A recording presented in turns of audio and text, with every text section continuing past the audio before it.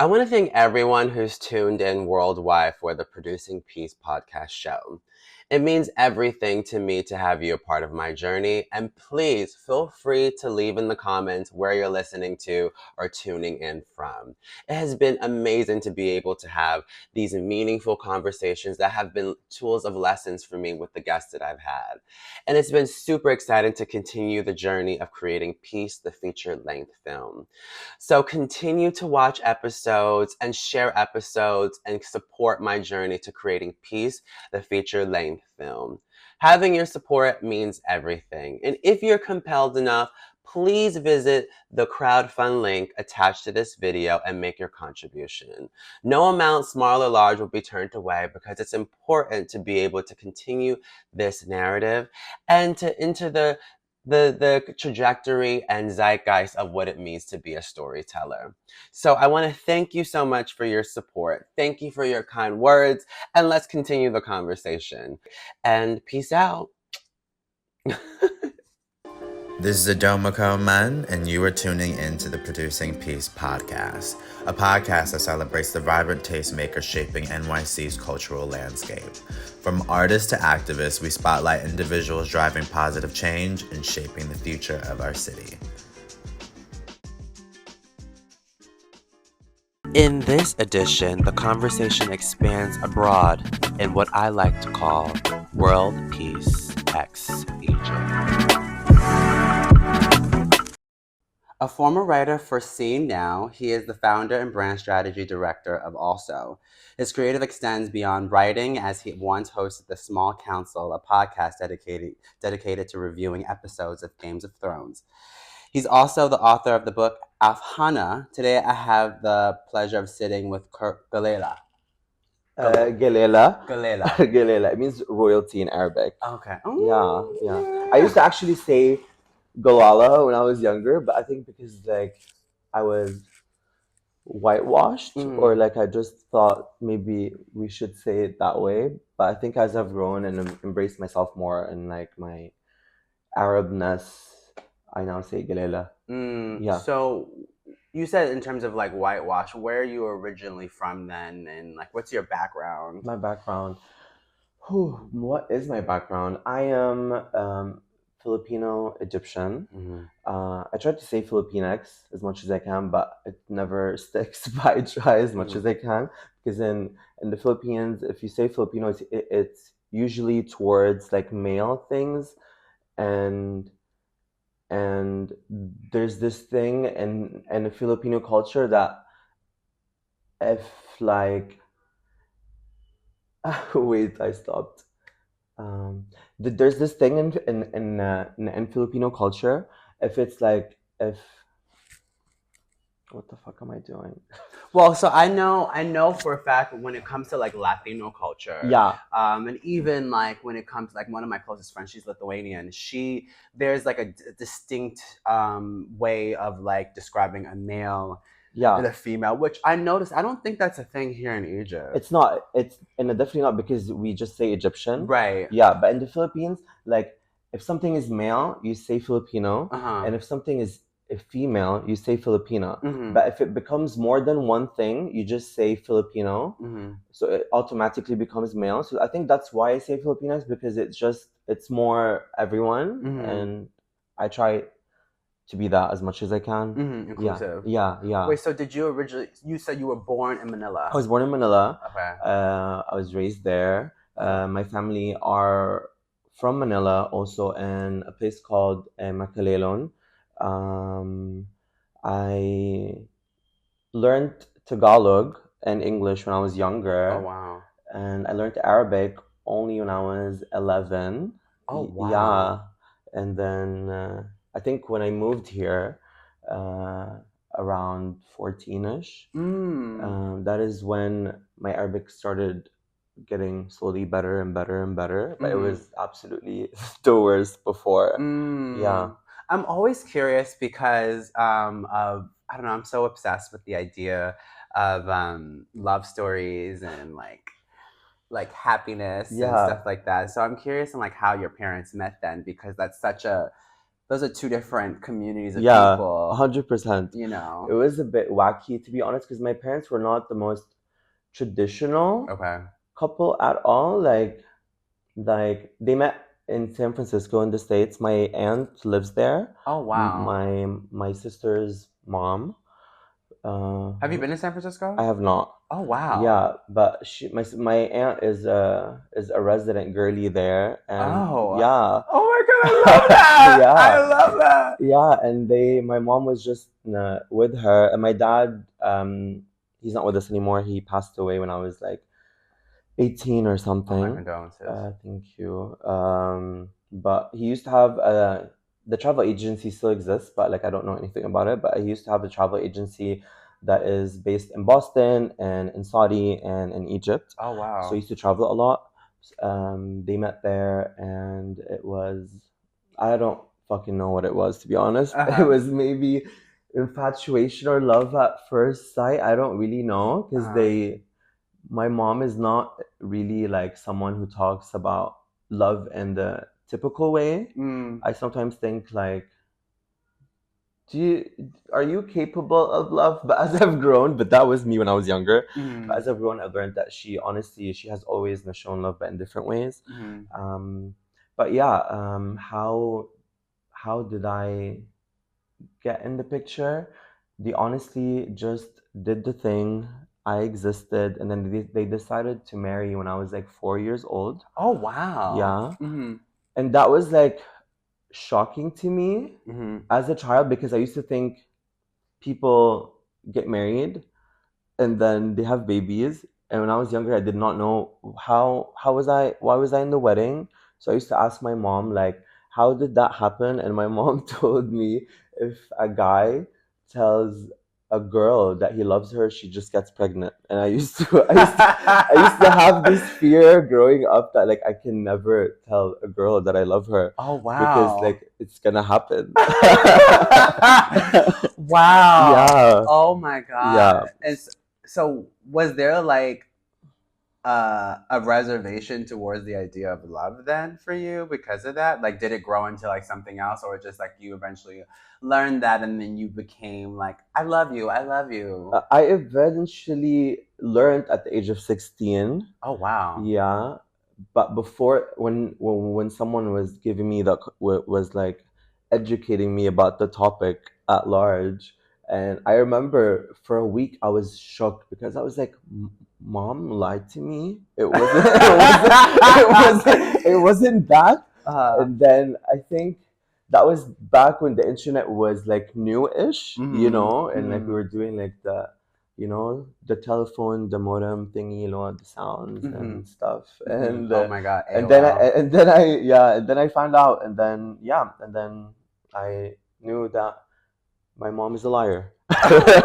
Oh my god. Yeah, well, I'm a big fan of mothers, and she created you, so I'm sure she's fantastic. But yeah, wait, I say that about my mom. I know you're being but I silly. say that with all the love. Yeah, okay. I know. Yeah, people can still can lie to protect their kids. She could have said something else, obviously, but like I just forgive her and I love her. I even love her more for it, for doing that. I did not need to give out love very easily to people growing up, so I'm okay with that.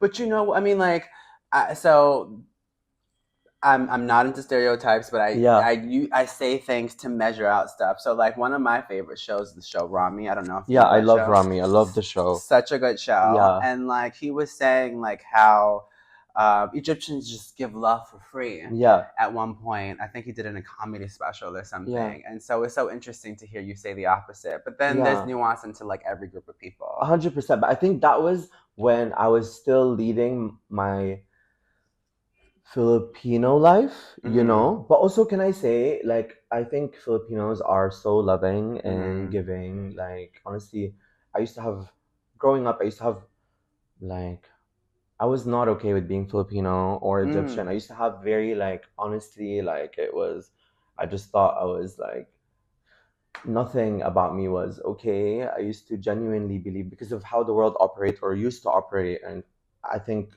it's a lot better now, but we still have a long way to go.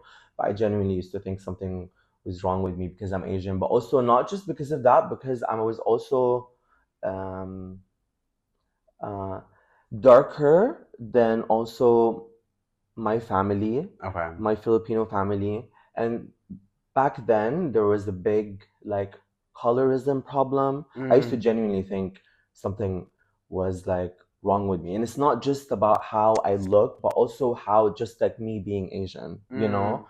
When I used to go to Egypt, I was always like the Filipino kid. When I was in the Philippines, I was always the Egyptian kid. And I just had always had problem with, like, accepting being Egyptian and Filipino. It was always a problem, um, until I learned about a word in Filipino culture called morena, which is which are people who are Filipino who are darker skin but also believe that they are beautiful and cunty and all those things. And once I knew that I can be that, What age was that when you?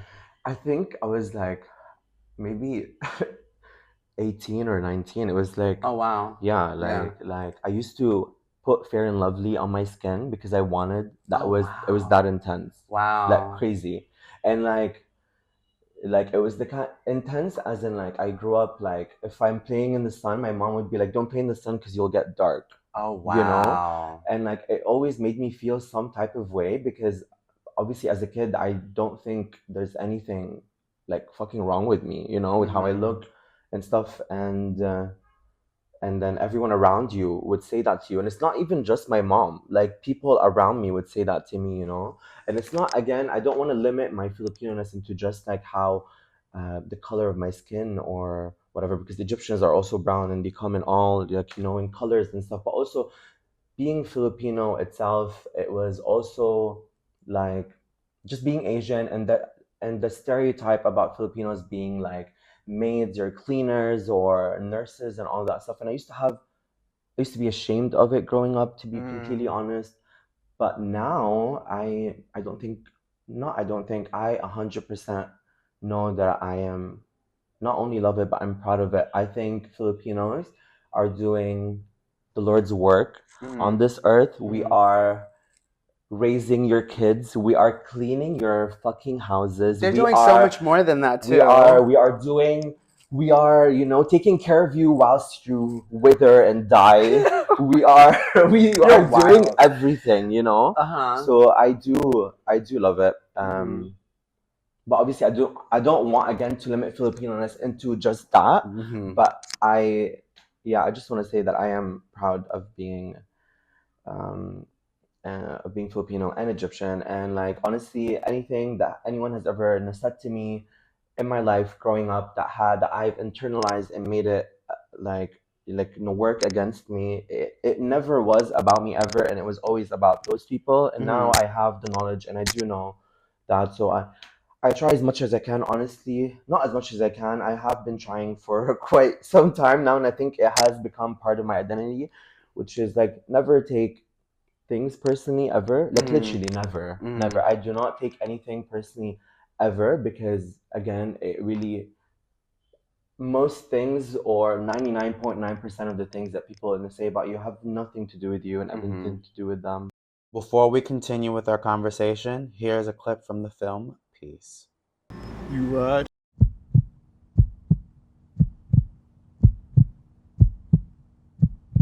Always into the day I die.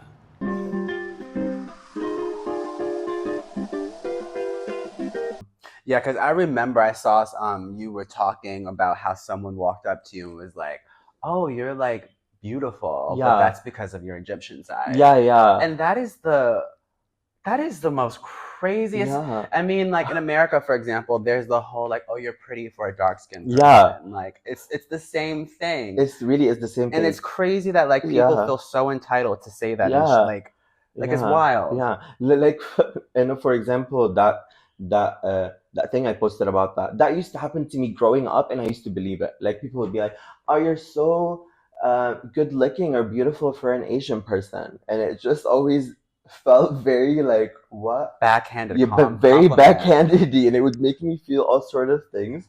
But now, alhamdulillah, when that happened, now I was just like, oh, she's dumb, you know. Yeah. But so then, like, you know, you said you grew up in Manila, and Yeah. then your family eventually moved to Egypt. What was that process like? That had to be It very was like different. a culture shock because I also, when I moved to Egypt, I did not move to Cairo straight away. My dad is from a place called Dumyot. Okay, I know what that is. Yeah, it's very close to Port Said Mhm. and Alexandria. It's by the Mediterranean. Actually, Dumyot there's this gorgeous place there called Elisan, and it's like the one point where the Nile meets with the Mediterranean, and it looks gorge. It's called Ras Al Bar. I haven't been there in like honestly so many years. Like I can't even count, like more than a decade. But like I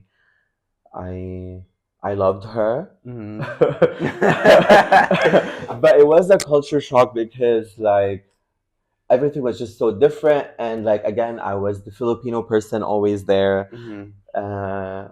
And yeah, it was just so different. I had this, I don't know if you know this word, like if people call you that here, but do you know the word khawega? Khawega, no. What's that mean? Khawega, it just means foreigner. Okay. Like just in Arabic. Okay. But growing up, my Egyptian family used to call me and my mom khawega all the time. I grew up thinking that it was a bad word or it was like a slur or something. But then I grew up and then I realized it just means foreigner, you know? But it was weaponized or used in a way that it was like, I think a part of the reason why I also used to not feel okay with being like Filipino when I was here. Honestly, there were always reasons to not feel, whether it's like Filipino, whether it's Egyptian, the world, honestly, yeah. You know, and I love it here so much.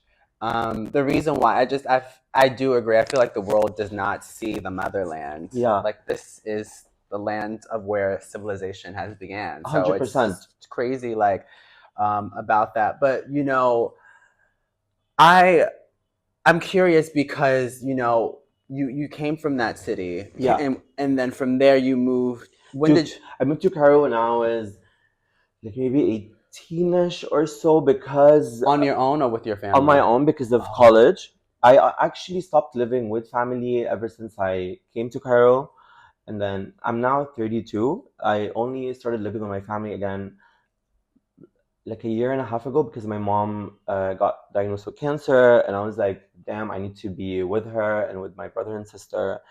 And honestly, like my mom, brother, and sister are all the biological family I have. Like literally, when I say family, family to me are like my friends, are my mom's friends, and the community that she built across like the many years that she's been here. And the same for me. So yeah, I also believe like biological family you don't have to stick to them if they're not cute, you know. They're not serving. I love that they're not cute. Yeah. If it's not cute, baby, I'm leaving, you know.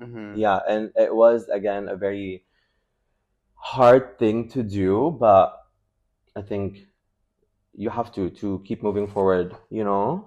Yeah. You know, I and also was curious because like I remember the second time I came to Egypt. I know there's like a Thai community here. Yeah. And I don't know if you know that restaurant. There's like a Thai restaurant. Bukau? I think so. It's in Nassau. I'm not. I think Bukau is in Maidi, but I'm sure in Nasser in a city we have. Honestly, I think the Asian community in Egypt is popping. We have everything. No, I don't want to say everything, but we have so many of them. Like for example, Maidi for me is the capital Filipino city for. Sorry, I'm gonna burp. Do your thing. Do your thing. Oh, your nails look so good. Thank you. You're welcome. Thank you. Yeah. Maadi, I did an article for Kerosene a few years back, and it was about like the Filipino community in Egypt and stuff. And I was talking with people from the Filipino embassy, and they told me Egypt has like maybe around that time it was like they had maybe 60,000 or 80,000 Filipinos, and like maybe 80% of them are like in my ID. Oh wow. You know, like it's like a very big community there. Oh wow. Yeah. And so then you've because I was talking to a few people about interviewing you, and they're like, "Oh my god, I know him. He's so cool. He's so Yeah. comfortable in his skin." Allah. Yeah, and it's just wait. So I'm curious. Then, like, you've established like the Filipino community. How, if without this sounding so crazy, Yeah. like, what makes you so recognizable here? Is it because of the writing from Cairo scene, or is I honestly, I don't. I think I've always been like obsessed with the internet ever since it got created Yeah. for me or was Mhm. accessible for me. Like, I'm not joking. The first time I had access to a laptop, I was just obsessed with the fact that I can Google. I don't even think I knew what Google was at the time, but Yahoo, I think that's what it's called. Mhm. Yeah, just like searching for things. I was like obsessed. That's But literally me. yeah, but like I got my first job at Kerosene when I was 19. Oh wow.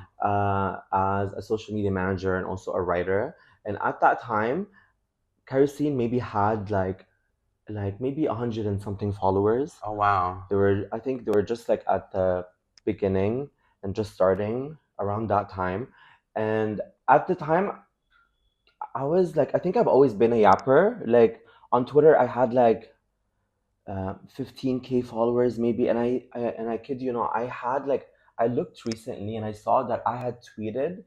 I don't use Twitter anymore, but I had tweeted like maybe over, not maybe, definitely over 100,000 tweets. Like, girl, I don't know, like, what the fuck was I saying? What the fuck did I have? Yet, Living your life. Yeah, but like, I think I've always liked to yap, Uh-huh. and when I got the opportunity to work, honestly, uh, also something about me, when I came to college here, I dropped out at my third year. Oh wow. My last year actually, and I finished my third year, and then in the summer I got the job at Kerosene, and then it was the first time in my life.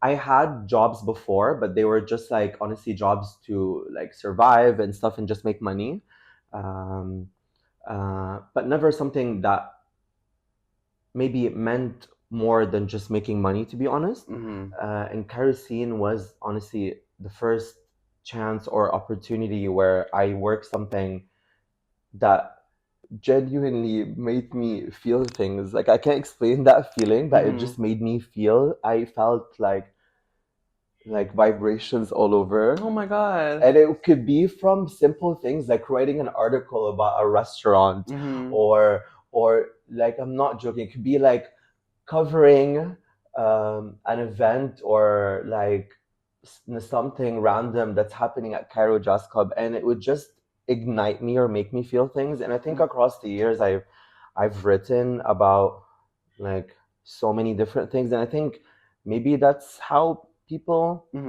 recognize me or know me. Or maybe perhaps like, because what you say, like, you was given like vibes and vibrations and stuff like that. Maybe like your work has influenced people in that way, and that's what's made you more recognizable. I think maybe I think 100%, because like I think back in those days, and even now, to be honest, across the years, so many people have like people that I generally do not know, like would come up to me either in public or online and tell me things like, "Oh my god, I read this article that you did, and like it was like it made me like I learned something, or it made me feel something." And like honestly, when I'm like by myself, it's just like I'm like sometimes I don't honestly realize that like this fluff piece that I did about this random thing could affect anyone in any way. I was just again working, and it made me feel nice.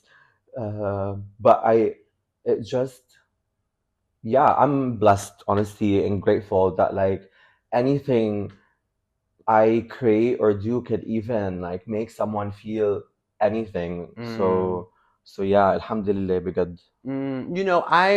I recognize that like a lot of the work that you focus on is like writing about food. the passion for food come from? Is it just because of culture? And I think I love food. I've always loved food. Mm-hmm. Always loved food. Mm-hmm. I think mainly because when I moved to Egypt, Mm-hmm. I was like getting used to, slaying with my Arabic and learning and being better at it. And the English stayed because in the Philippines, the official language actually is Tagalog and English. So everyone there speaks English and Tagalog. They have many other languages also, but those are the official ones. But obviously, I was not practicing Tagalog or using it. So that like went out the window. So you don't speak it as much anymore? Not as much anymore. Not confidently. Like I will know when my mom is clocking me or saying the shit about me, or if like and the Filipino women in my house just like talking, I will know what they're saying, but I won't know completely, but I will know, Vibes. Yeah.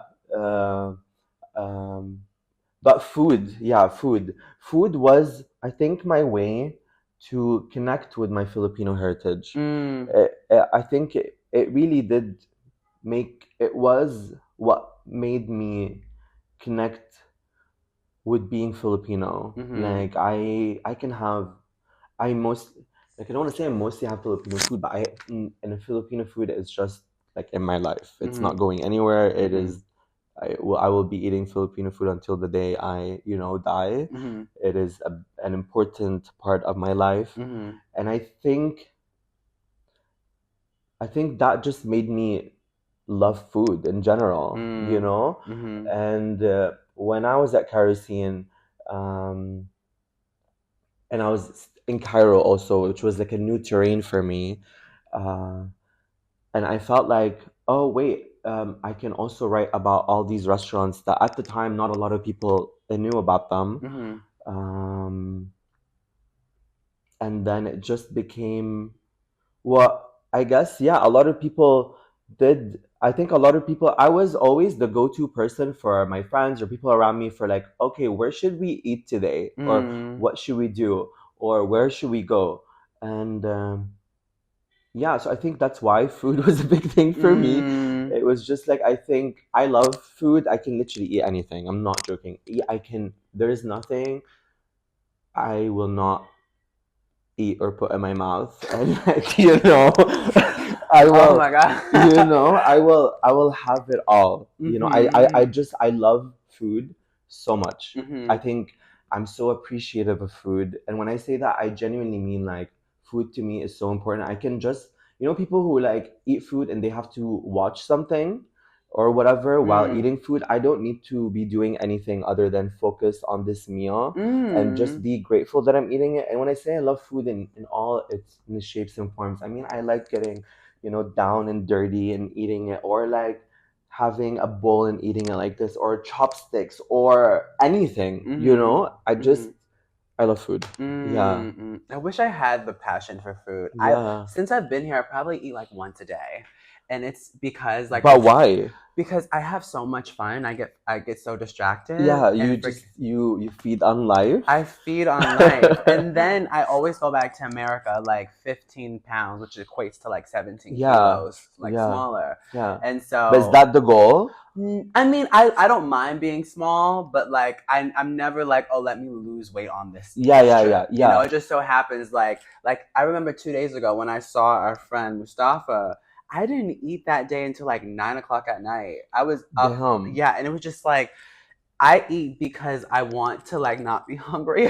Yeah. So I mean, I love food, but I'm working towards having that relationship. But I am curious then too.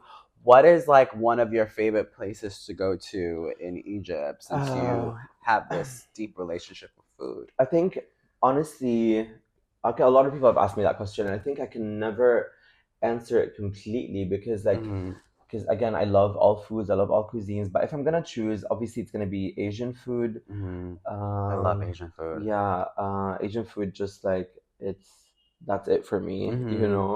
Any specific places here? Do anyone get it right here in honestly, Egypt? I don't want to come for like, because I love Egypt and I love everything that we do, and I'm so proud of being Egyptian.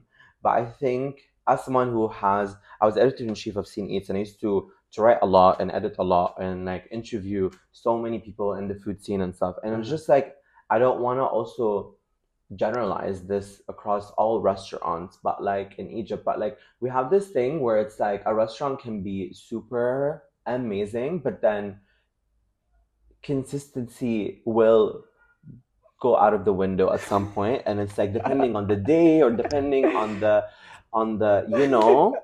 but also I think that is the beauty of Egypt. It's just very chaotic and maybe even messy and all of that. And like I want to also clarify, when I say chaotic and messy, I mean that in the best way. in the best way, Yeah. because within that chaos and messiness There's beauty. There's fucking beauty. I think that is why honestly I love Egypt, and I'm so proud of being Egyptian, because I also can relate to all of the things that you said. I can be super chaotic and messy. And honestly, can I say, if you want food to be amazing, all you have to do is just call and be like, hey babe, the food better be fucking cunty, or I'm not paying, you know. Oh my And God, then have you done that before? Yeah, Oh my 100%. God. That's actually how you make sure. Listen, I'm not paying you if you do not do well. And then it's good. Oh my God. But honestly, I'll say right now, I think food in Egypt, if it's like fine dining and you're paying so much money, it's usually the consistency is cunty and amazing. Really? But obviously, because you're paying so much money, so that's the least they can do. Okay. But that's not necessarily where I usually eat or want to eat. I honestly prefer, like when it comes to Asian food, for example, honestly, the more sus the restaurant looks, the better the food is for me. Literally me. I'm yeah, the same. like it needs to not be cute. You know, I need to feel like some shit is gonna go down at any given moment. Yes. And that's for me is when, you know, cunty food, you know, happens. Because it's made out of love. Yeah, 100%. And I think I'll just maybe name a few restaurants. But again, these restaurants, again, because we're in Egypt, they could be hit or miss depending on the day and stuff. So don't say that I said they were amazing when they might not be amazing. But you can fix, whoever's listening, they can fix this by just calling. It better be cunty or I'm not paying. But I think I will say I love Kokyo if you're into Korean fried chicken. Okay. It's the chicken there, when it's good, it's good. I love Tomato for Korean food. This is the name of a restaurant. Yeah, it's called Tomato. It's very tiny, like maybe 3-4 tables barely. Oh wow. Yeah, and it's just, the food is amazing. They do an amazing kimchi jjigae. And there's honestly one that I'm ordering from a lot from Tolobot right now. I don't know if you know Tolobot. It's like the food app. Yeah, it's I don't think, my only problem with it when I order it is that when I'm ordering from Asian restaurants, I prefer if the food comes from like actual Asian people and it's not like, you know, Egyptian people doing that, you know. But also I'm not closed-minded, so that's why I try everything. But there's a restaurant called Pali Pali. It's on Tolobot, and I think the owners are Egyptian. But honestly, the food is amazing. They make great bulgogi, great kimbab. I order from them a lot. I think they're amazing. But yeah, and also Joy Luck. It's Chinese. I love Joy Luck. When it's like, you know, when it's doing cunty things. Yeah. So that's that. You know, it's funny because I went to the Cairo flea market. Yeah. How is that like? It was fun. You know what? Please forgive me. I saw you for a brief second, but I didn't even know how to approach you. Yeah. Baby, you could have just like, hey, bitch. I'm shy sometimes. I'm not shy, but I'm human. And in the experience of being human, sometimes you get a little shy. Yeah. But I remember I was there. I don't see you as shy at all. I mean, like I said, you know, I have a human experience. It's very, exactly. It's very human, endearing, yeah, vulnerable, you know, real. Yeah. But I was there, and they had like a Mexican truck. Yeah. And I was just like, this is not Mexican food by close. And you know, this was my second time, because the last time I was here was my third time. So this is my fourth time being in Egypt. And one thing I've started to gather is these very abstract, weird names for restaurants and stores. Mm-hmm. Like I saw this one that was called like Go Nuts. Like you just said, tomato. There was another one called Negro Man. Yeah. I'm like, oh my God, no. Yes. Wow. And it was next. Oh my God. I was Oh my God. living in Armenia. Yeah. And I don't know if you, like people say you were living in Armenia. Yeah. Like, I don't know. It was not so bad. Yeah. Like I saw the sign. I think you mean Armenia? Armenian. Yeah. Armenial. Babe, Armenial honestly is popping. Whoever said to you that it's not popping is, Someone was like, you live there? Yeah. Like, they were like, I'm surprised. I think it's because like I don't know where foreigners go. Like I think mostly they go to Maadi in Zamalek and places like that. I'm not crazy about Maadi. I think I love Maadi. I know, yeah. But also because I just have like, it just means a lot to me. Mm-hmm. But also, I think if I were you, I would not want to be Maadi, to be honest. I think where you are right now is where you need to be. You need to be somewhere central. You need to be somewhere, honestly, where you get to experience the country, to be completely honest. But I think maybe when people tell you that about like Armenia or whatever, it's because like, I think they think, oh, you're a foreigner, you should stay only at these two places or whatever places that they deem are, I think it has like maybe a hint of classism a little bit. Perhaps. I mean, because I also stayed in Al Azhar before too. Yeah. I think it's like Old Cairo. Yeah. I think I saw that in one of your videos, and I was like, slay. Like, cause I was just like, I mean, now this is making me want to ask this other question though. Like, what do you think of the expats that are here? Okay,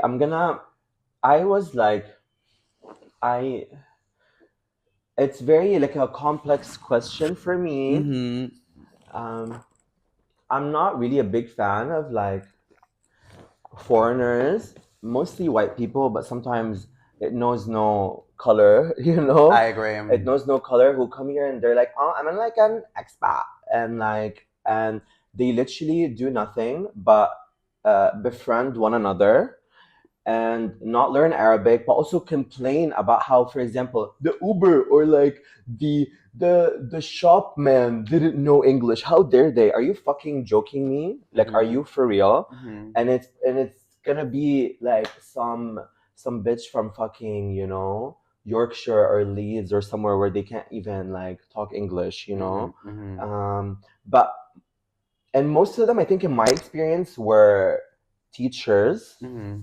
But also, again, it knows no color, no jobs, no anything. It can be. So that's my problem with expats or foreigners who come here. And I think, to me, I think they're like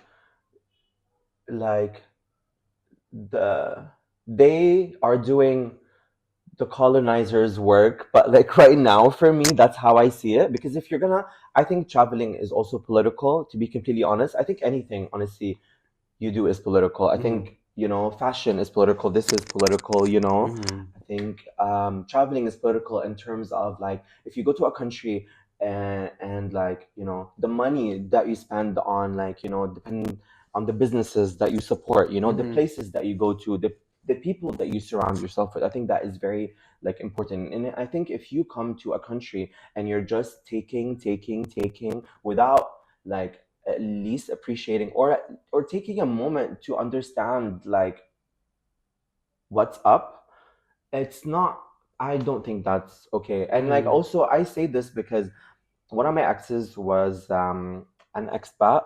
And so I was growing up when I was like maybe 21 to 26. I was like, and also again, part when I was saying I was whitewashed and stuff and whatever, and like this world and how it programmed me to think in things and stuff. And I think I only started to maybe grow a brain or unlearn so many of the things that the world has embedded in me when I turned 27, when Saturn returned. But honestly, before then, I used to hang out mostly with just white people. Really? Yeah. And like, or like, or like that random Black American and Asian American that are also in the mix, that are doing the same thing I'm doing, you know what I mean? Just hanging with white people. And I thought, and I used to genuinely think that was that's how it should be. You know, I literally and like when I say those such individuals are not cute in the sense of, I remember when I used to, and like these spaces are also the spaces where people would tell me, you're beautiful but for an Asian, by the way. Or like, oh wait, you speak good English, how is that, wow. Or like the things like I'm not joking, they were having, I remember one time a group of like a flock of like American teachers, white, all of them, and like also girlies, you know. So like I could never. Yeah, but again, I forgive myself. It was a past life, you know. I have like the heebie-jeebies right now. Yeah, thinking about being around them. Yeah, no, babe, it was not cute. I was just like, I did not love myself. I did not know who the fuck I was. I was just like, honestly, just yeah, I don't know what the fuck I was doing. But anyways, one of the conversations that also helped me maybe realize was like that they don't even see me as a human being or whatever, or like was they were talking about Egyptians and not in a cute way, in a derogatory way, and then I was like, but I'm Egyptian. And then they told me, no, one of them told me, but you're not that kind of Egyptian. You're not really Egyptian. Because like I think because of I hang out with them so much that they don't even, you know what I mean? Yeah. So it was then when I started realizing, what the actual fuck am I doing? And then I realized that like maybe the only Egyptian friends I truly have at that time were like I could count them in one hand, you know? Wow. And that is when like I remember I was maybe 26 or 27, and I was like, there are changes that I need to do on like with my life, and I need to like, this is not okay, you know.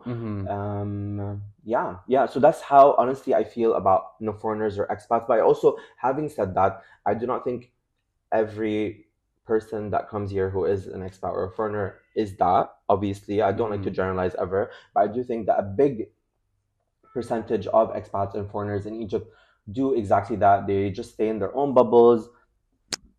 Sorry. You're good. They just stay in their own bubbles. They don't bother to try like to genuinely know what the fuck is happening. And if they are hanging out with Egyptians, they will be hanging out with, you know, with Egyptians that have the most like popular disease ever, which we call here in Egypt عقدة الخواجة. I think it means like, you know, foreigners complex, which is like, you know, just being like obsessed with anyone who's a foreigner, especially obviously white people because we live in this world. Right. So yeah, which I obviously, I mean, not I guess, I used to have without realizing that I had it. You know what I mean? Because I was like, babe, my unofficial white life or expatriate life lasted like 6 years maybe, you know. So it took me like a really long time. It took me a really long time to also break up with this person. I was like super young and I didn't know anything. I didn't even know that, like, did not know anything. I'm so glad you got out. I'm so happy. I'm so happy I'm here. I met this woman, and she's actually a Black woman, not the one who we both know. Another woman. You probably might know her. I don't know. I forgot her name. Anyways, I went to this party the second time I was here, and because my friend, I don't know if you know who Imam is. He passed, unfortunately. I'm not sure. He was diving, and he worked as a photographer for Red Bull parties and stuff. Anyways, he invited me to this party. Yeah, it's all good. Prayers to him and his family.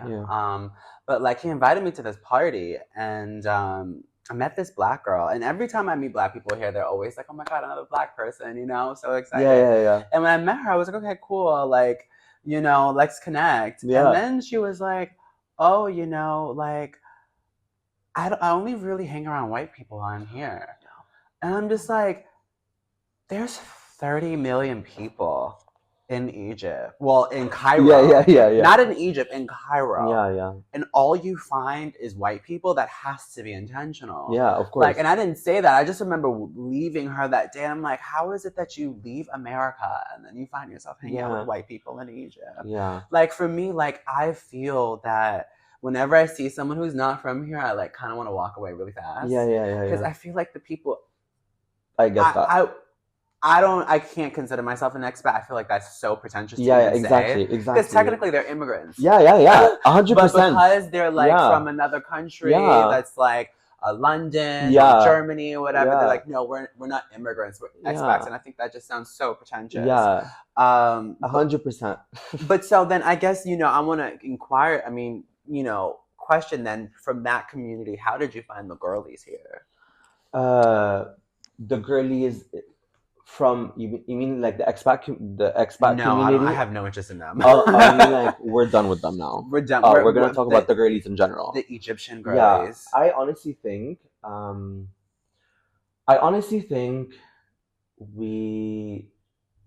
I think it's like massive. I think it's thriving. I think it's big. And then when I say it's massive and big and when all of that stuff, I mean like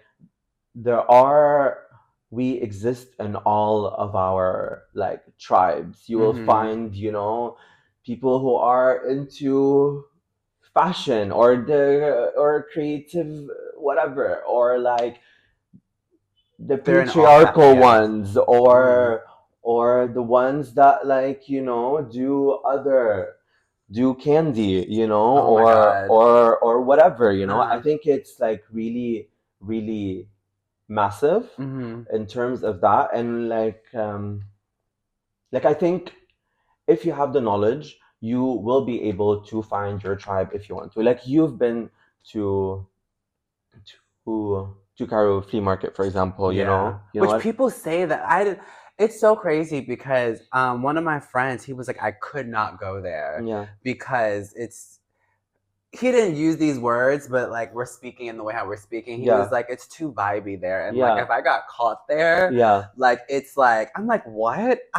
Because I could not see it, but I feel like when I was there, I don't know how to explain it. It was like it's the place to be. Yeah. And because it's the place to be, you're going to find the girlies. The girlies are at the places to be. Yeah, 100%. And even the places that are not to be, they're still there too. It's kind of like it's a sisterhood. 100%. Traveling like girlies sister. It really is. Like it really is. Like Horea. Yeah. Oh my god. Like that place. Apparently, like that place is like full of them, and I'm just like, what? But because you would never. Yeah. Like, and it's just like people like. I don't know, like it's so interesting here. Oh no, 100%, 100%. Like there are things that occurred there that do not want to get into. Of course. But yeah, 100%. And it's crazy because like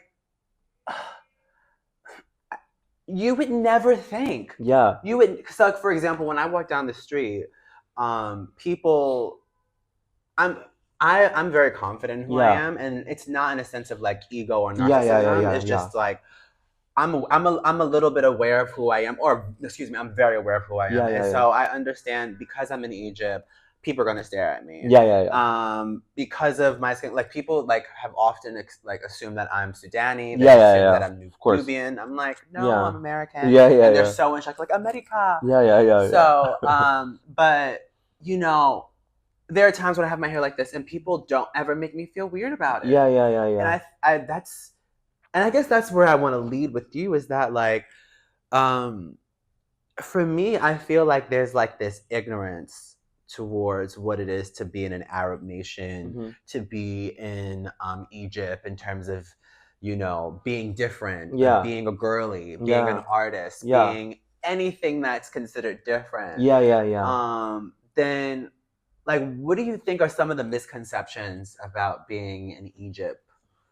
As all of those things that you've mentioned? Just in terms of like, for example, like, I don't ever feel in harm's way here. I will tell you something. I would like to say that I 1000% agree, because I also think Egyptians are, as you said at the beginning of this episode, are very loving people. We really do give love, on the reg, on the go, always. And I really do think, like, again, as a Filipino Egyptian girly who is different and all of that stuff, I sometimes get looks. I sometimes get, people saying things here or there or whatever. But I really never ever feel like I'm in danger. Obviously, that's not the story for everyone, because I do not want to generalize. And I do know people that have been, like tragic things have happened to them just because they are different. You know what I mean? So I do not want to generalize. My experience is just my experience. Um, um, but because I've also have been in situations where people have maybe said in something that wasn't really nice, and I've retaliated and I replied, and then no, once I do, they just shut the fuck up, and they just, honestly, it startles them.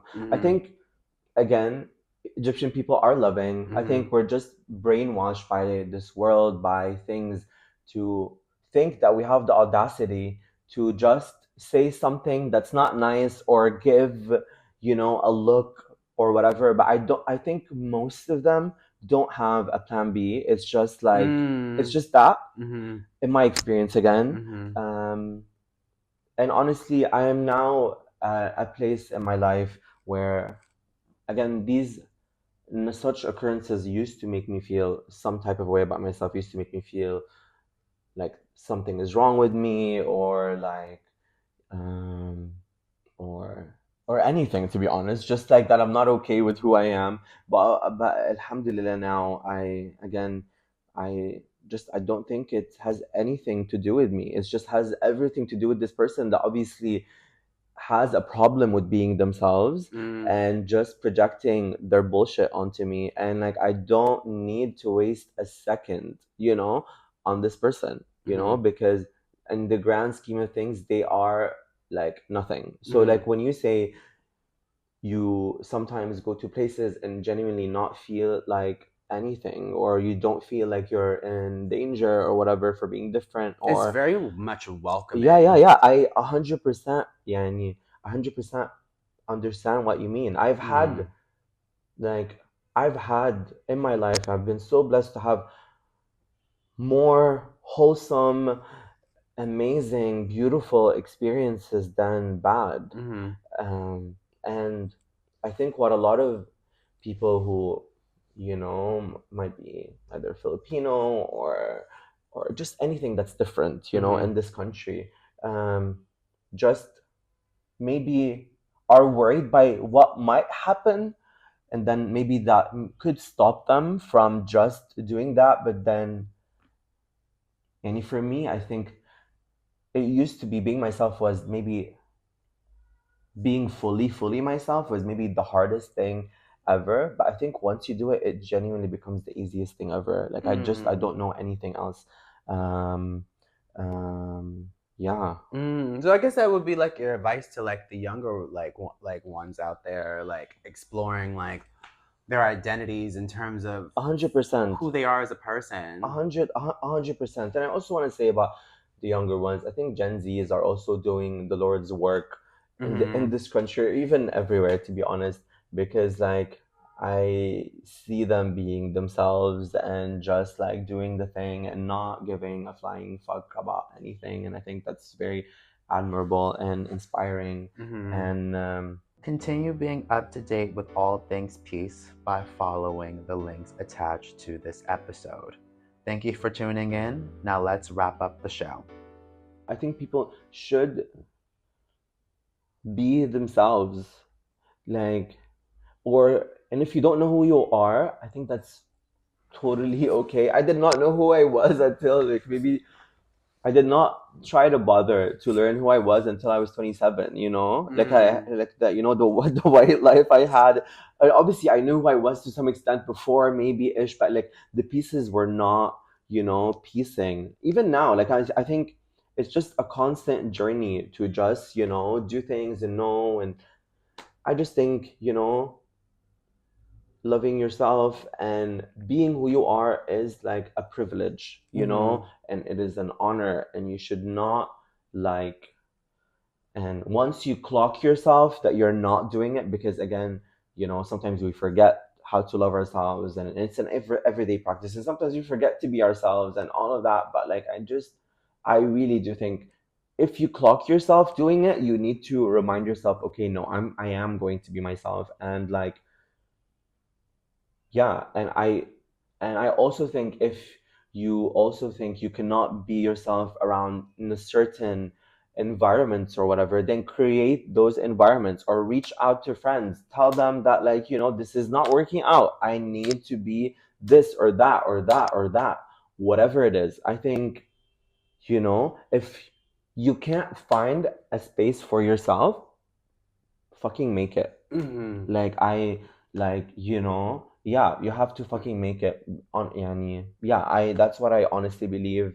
I Yeah, I used to think being, again, Filipino, Egyptian, and all those things, like, were bringing me the fuck down, and like it was like, but it was not. I just did not honestly grow up with any representation for anyone who is Filipino or Egyptian or both or whatever, because everything was white, Like, I genuinely used to think nothing, not that this is like, in the grand scheme of things, it's not an important thing at all, but I used to genuinely think nothing about me ever could ever be subjectively seen as like beautiful, at all, because of, the beauty standards that, or just standards in general that this world has, and then I realized what the actual fuck, that was so dumb of me to think. I was just not armed with knowledge, and I did not know, so yeah.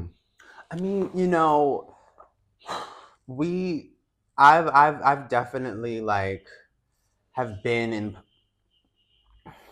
Give me a second, because I'm like taking a Take lot your of time. what you're saying in. How do you feel about yourself Um. being, Wow, this is the first time it's being flipped on me. like, being American, who is black, who is Ghanaian, all of those things, who is, an iconic girly, all of those things. How do you feel about that? So with my mom, a lot of my confidence comes from her. I say that I feel like I'm a broken record because I always talk so highly about my mother. I don't know a Tammy Davis who isn't confident. And even with like the position that she's in life or whatever the case may be, she always stands on her confidence. It's to see her as someone who's insecure is just very fascinating to me as well, but very foreign. Yeah.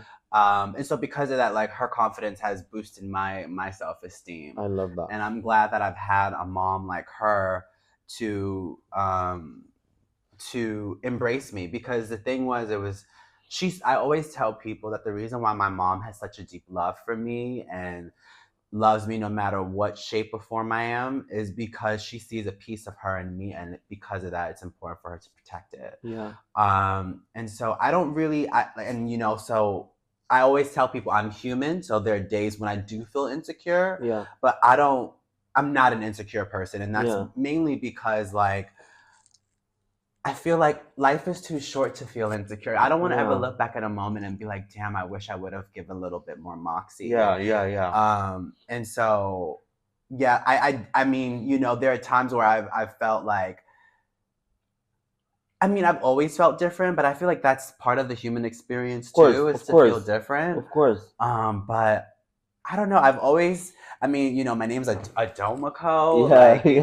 My father's Ghanaian, my mother is American, and it's just like I don't really like think of like I'm never really brought to think that I'm different until someone says it. Yeah. Like of course. someone, like, oh my God, your hair. Or the way how you talk, or the fact that like you like. People are so amazed that I can even sit here with you. People are so amazed that I'm here in this country, and I'm just like, just living my life. But that, I'm curious then, when was the point where you felt like seen or heard? Like, was there a certain person? Was it, a friend, a public figure where you were like, wow, like you made me feel connected to this world to a degree?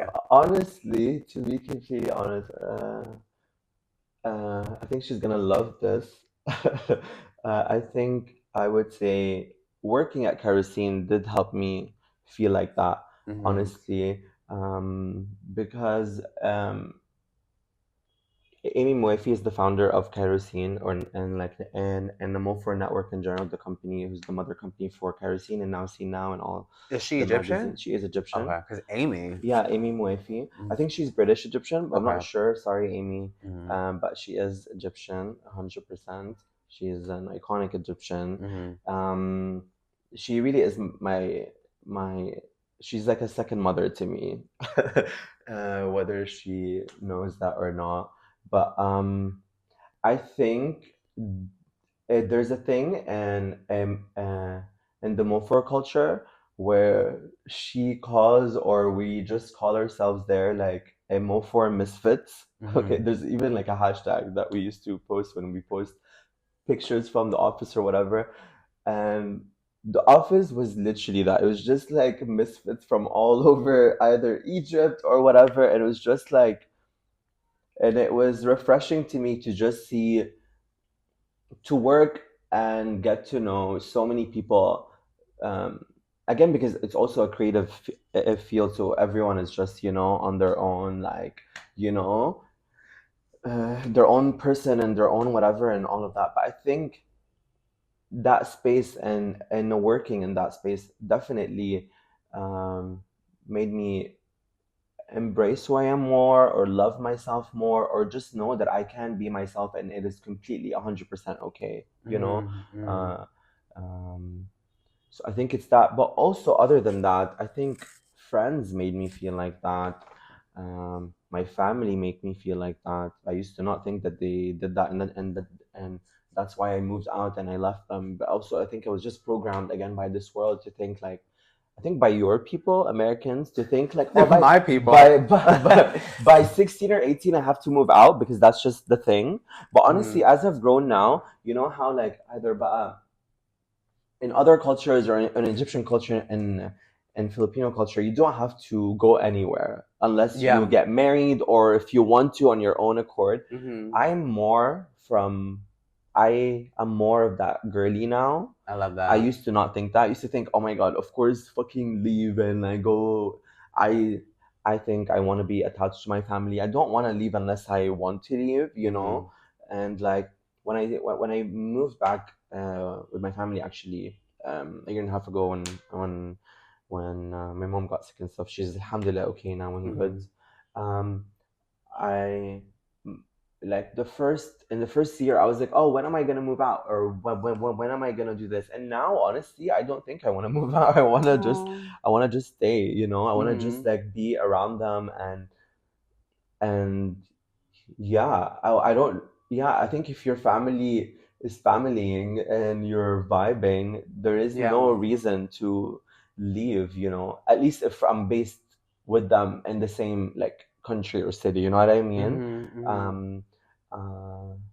But yeah, I think definitely work, definitely more for and helped a lot. But also finding your community or creating it. I think that is important. I think you need to always find your people, find your tribe, find your girlies, And I also believe like if your friends, if you know them for like so many years, for like, I sometimes meet people who like, oh, we've known each other for like 20 years or 15 years. And like, to me, that is so whack because, because I don't think I know. I do, alhamdulillah, have friends that I've known for like a decade now, or maybe a little bit, it's more, but like I can count them on one hand or whatever,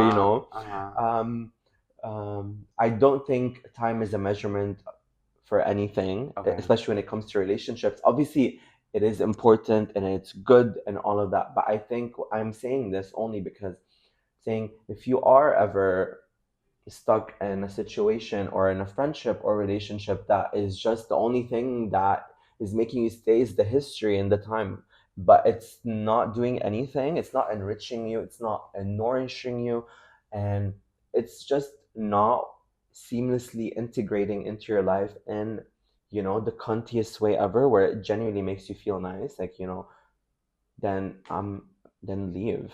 At least for me, in my experience, that's what I do. I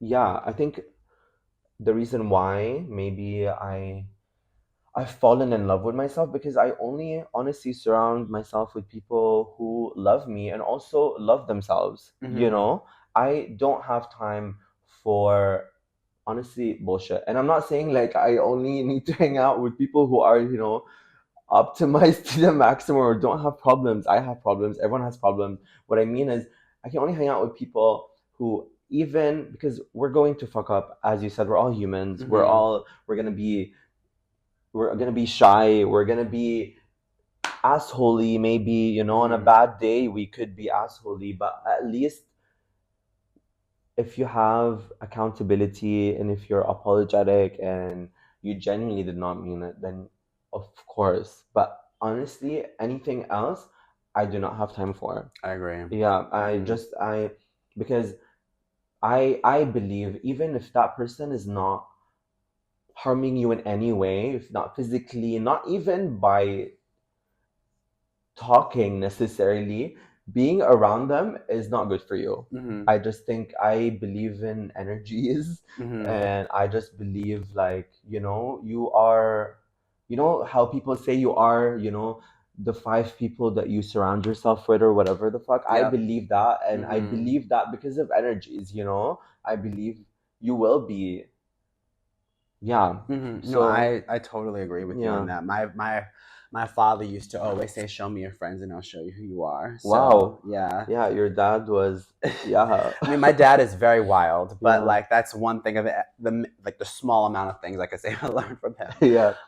You know, I am curious because you said my people, so I'm curious to like, what are some thoughts about Americans that are here in Egypt?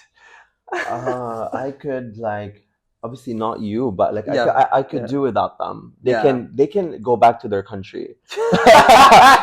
Really. And you know, I mean, since we're going into that route, I am curious because one thing that a lot of people were concerned with when I was coming here was about the genocide that's happening in Palestine. And people were saying to me, "Oh my God, aren't you afraid that it's going to be dangerous for you being there and all this other stuff?" And I'm like, no.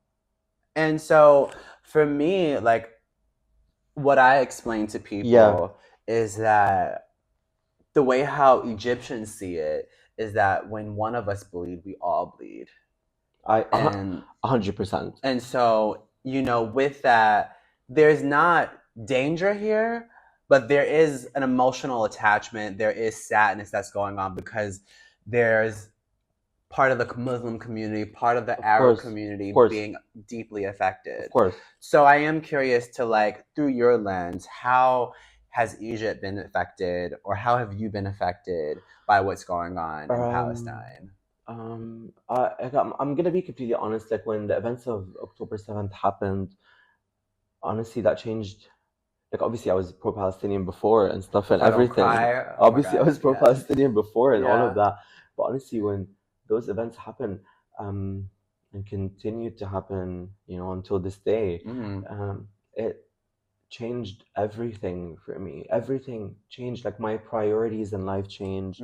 I think I started to practice, like, I started to become honestly more grateful about everything, about every single thing that I do, like my family, my friends, my work, my because, like, you know, this is happening and it continues to happen, and, like, you know, doing trivial things like going to the gym or having a drink or just walking is, like, to me, I find it as, honestly, it's a fucking privilege, you know? And I'm so fucking grateful that I get to do that. And sometimes I have, honestly, days where I feel, I don't want to say I feel guilty, but sometimes it comes a little bit and I'm like, you know, but I also think us Arabs or us people who are at least trying to help in whatever shape or form, either by boycotting, either by talking to people IRL, you know, or even posting about it online. I think that is so important. If you can, like, if you can change the mind of one human being about this, we're winning, you know? Because I think you know, who the fuck am I? And I don't know, or whatever. But like, I really do think each individual has so much power, and not a lot of people tap into that. And yeah, I think it has, obviously. Yeah, I want to go back to the point where it's just like sometimes I do feel guilty, but I also do remind myself that us living our life even to the fucking fullest is the ultimate form of resistance. Us, yani, so people, when they're like celebrating something or whatever, and they're like, oh, but like I just feel bad. I'm like, do not feel bad. Fucking be yourself and celebrate. Do this and that, whilst also fucking carrying Palestine with you, but not just even Palestine. I think anyone who is facing, this or injustice around the world, what's happening in Sudan is also horrid. No one is talking about it. Not enough people is talking about it. And I'm like, obviously, I'm not saying like, yay, at least some people are talking about Palestine. Like, I'm so happy that, it's finally getting some, recognition or in the media and stuff. Obviously not enough, but Sudan, I feel like so many things are happening in Sudan and no one is like, not enough people are talking about it. Things are happening in Congo, so many places around the world, and I feel like us as human beings, we have honestly an obligation. I'm not saying walk around, always talking about Palestine or Sudan or, but I mean, us as human beings, I genuinely do believe we have an obligation to, at least whenever, because we're all different, we're all that, whenever you have a moment to maybe help or educate someone or just represent or do that, fucking take it. That's it. I'm not saying, and it doesn't have to be an everyday thing because life is lifing, everyone's life is different. I really do think all of us, we should do that. Like, honestly, sometimes I have friends, for example, like I boycott, and sometimes like I try as much as I can to boycott. I used to always hear about boycotting when I was younger. My dad used to say, "Oh, and the Starbucks and McDonald's are like Zionisty and stuff," and I was just dumb and I didn't know better and stuff. But now I understand what the fuck, what the gig is about, and I do try to boycott as much as I can, at least from the very big bads. But sometimes I meet people, and I'm not judging at all. I think everyone should. I think boycotting is like littering. It's just between you and yourself. Just do it. How, if you want to or whatever. But I also want to say that I do think it's important, and I do think it does make a change. So when I do see people not doing it, it does sometimes make me. I do not judge them, but it just sometimes make me, at least even with the big bads, when someone is just like ordering McDonald's and having a Big Mac, and I'm like, are you fucking like joking me? And like posting about it on Instagram, for example. Like, are you, like, if you're gonna fucking do that, be fucking ashamed at least, and do it like behind closed doors. Is there like some type of trend that's going on with that? I really don't know, but like, so it's that. But also, to answer your question, because I think I deviated a lot. No, I think Egyptians and how it's affecting here. I think definitely us as Egyptians, as you said, we are very communal. We have this big sense of community, and we do feel for them. We're the kind of country where, like, if an Arab country wins in a football thing, we're all gonna celebrate. Oh my god! Yeah, like we're literally all gonna be happy. Yeah, we're all gonna. Yeah, are very all about community. Yeah. We're the kind of country that's like, if something bad is happening in the street to one person, people are going to stop and try to help that person. You know what I mean? That's what's going to happen. And that is also something that I love, and I'm so proud to be me and to be a part of, so yeah. I was like fighting back tears. Yeah, just because like it's so devastating what's happening, and all you can really do is like play your part. Yeah, and also what's happening in Lebanon right now. Yeah. Like, what the actual fuck? Like, they're bombing. Like, they used to be like only the outskirts of like places, but now it's in fucking Beirut. And like, are you fucking joking me? like this world is like insane. So much going on. And like, you know, I feel like, you know, they always, like, every generation says that they feel like this is the craziest of times, but this is the craziest This is the of craziest. times. This is wild. But you know, I have like 3 more questions to conclude, because we basically peppered around it, but we didn't. One thing that I've noticed is like your style, and your style says to me, I'm confident in who I am, and like I'm gonna dress the way how I dress, no matter where I go in Egypt. Because we were talking about this before we sat down, and like I am curious to like where do you get the courage to, like, what has encouraged you to feel comfortable in your skin after these years?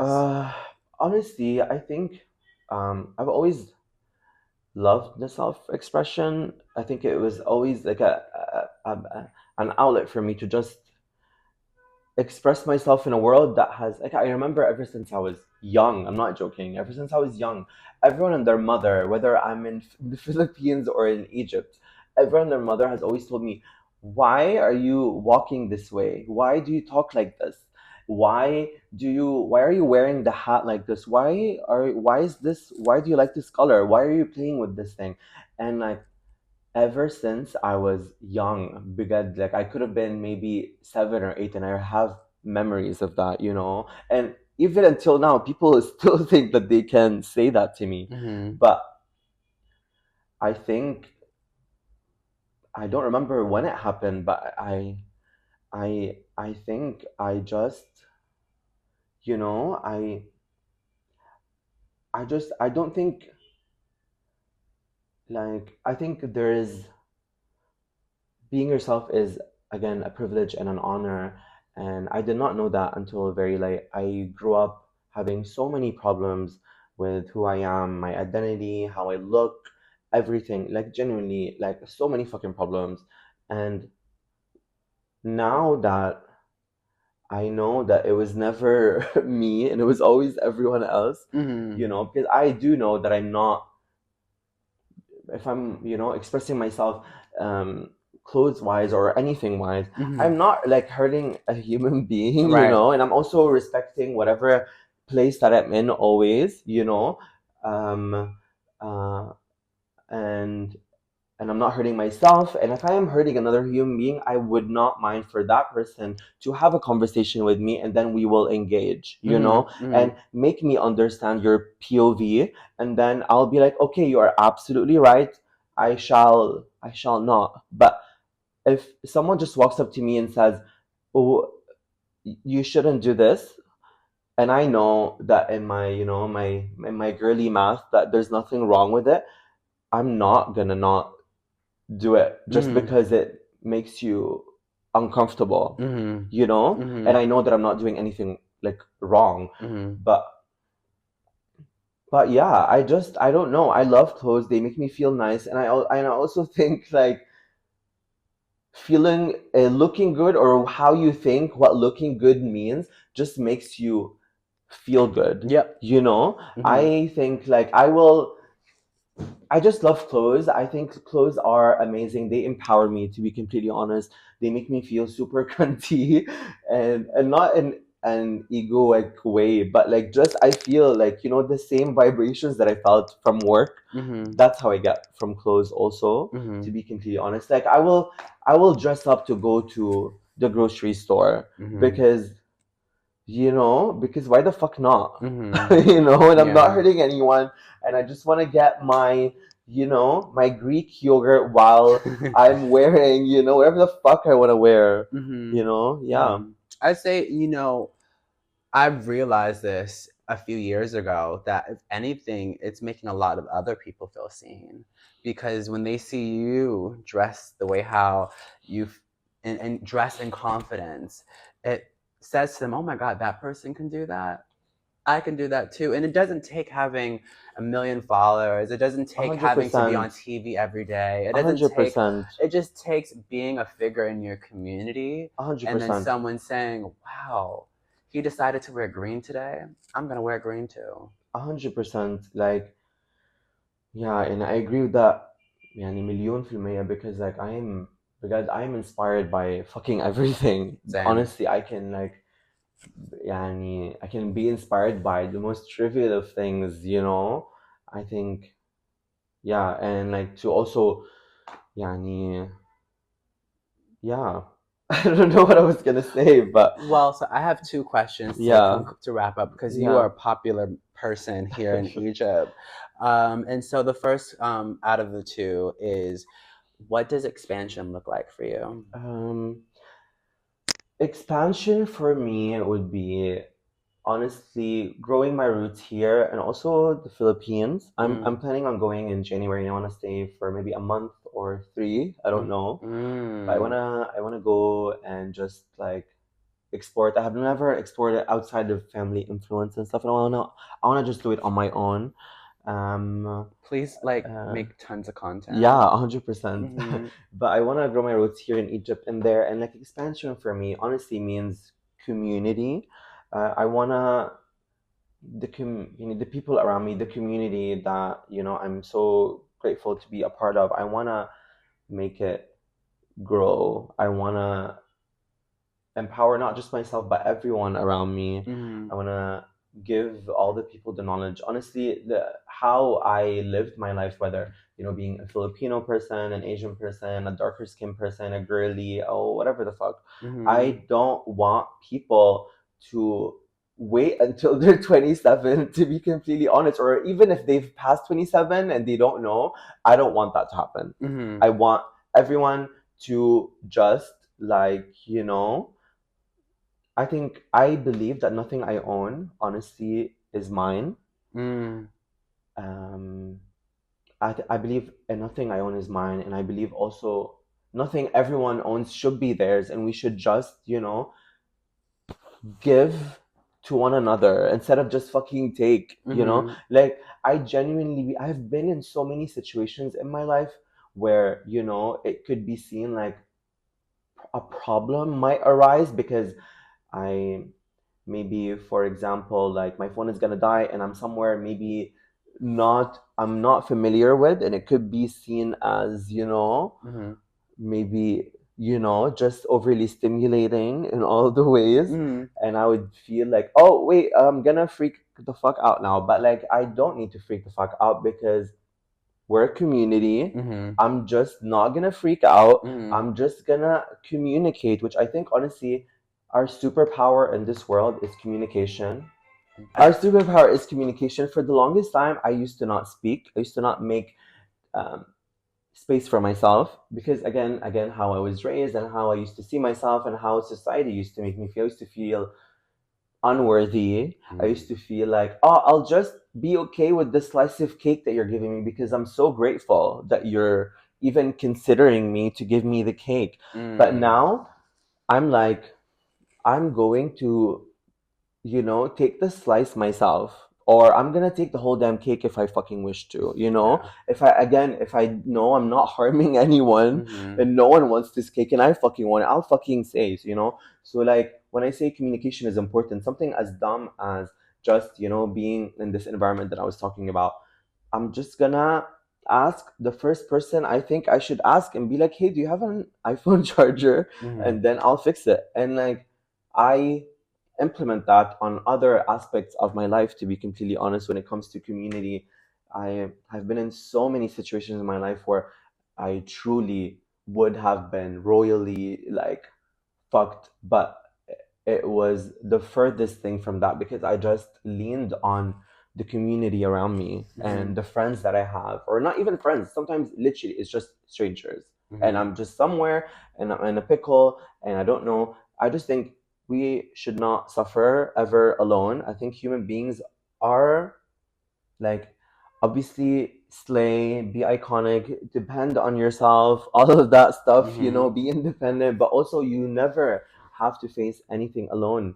And I think that is what I want. That is what I want, to be completely honest. I want to I don't want to say like my goal in life to just help as many people as possible, but sometimes truly I think that's my purpose is to, because now, alhamdulillah, that I've reached a place where I truly, truly love myself in ways I never thought I ever could, to be completely honest. And I think now that I'm here, I don't think it's that hard. It is hard, obviously, but I don't think once you have knowledge and you have community and you have everything, anyone can do it. And that's what I want. That's my expansion, you know? And I wouldn't mind also making so much money along the way. That is real. Yeah, I don't mind also doing that.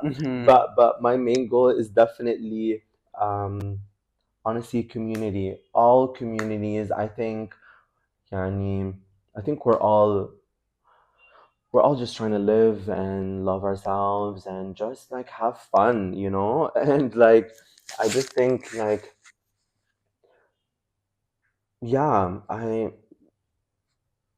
community. I love community. Yeah. Let's community it up. Yeah. And then I guess my final question to you is, how do you produce peace? Produce peace by honestly loving myself and being, as you said, like, just I think when people are themselves and are also nice and giving,